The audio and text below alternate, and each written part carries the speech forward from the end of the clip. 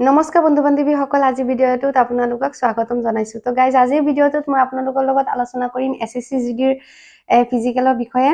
তো গাইজ, CRPFৰ ফালৰ পৰা SSC GDৰ ফিজিকেলৰ নটিচ আউট কৰিছে।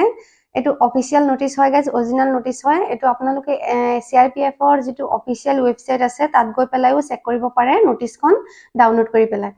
তো গাইজ, ইয়াত উল্লেখ কৰা হৈছে যে আমাৰ যিখন ফিজিকেল ষ্টাৰ্ট হ'ব, আপোনালোকে গম পায় জুনততো নহয়, জুলাইৰ লাষ্টৰ চাগে ফিজিকেলটো ষ্টাৰ্ট হৈ যাব।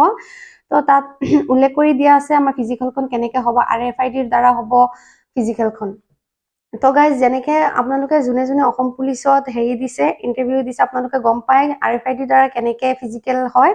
তো চেম টু চেম তেনেকৈ হ'ব প্ৰচেছটো। RFID লগোৱাৰ পিছতো তাত আমাৰ CCTV লগোৱা থাকিব।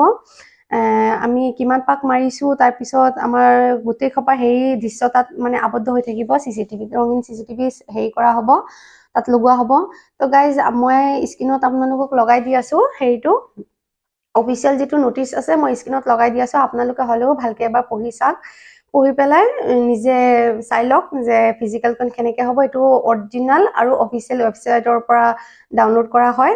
এখন চালে আপোনালোকে গম পাব ফুল প্ৰচেছটো। তো গাইজ, ৰিজাল্টটো সোনকালে আহিব, এই কেইদিনৰ ভিতৰতে আহি যাব। আজি কিমান তাৰিখ? আজি 22 তাৰিখ হ'লে গাইজ, 23 তাৰিখ আজি, চৰি 23 তাৰিখ হৈ গ'ল। তো দুদিনৰ ভিতৰত আহিব লাগে। মই ভিডিঅ' বনাইছিলোঁ, আপোনালোকে গম পায় 25 তাৰিখৰ ভিতৰত ৰিজাল্টখন আহিব লাগে।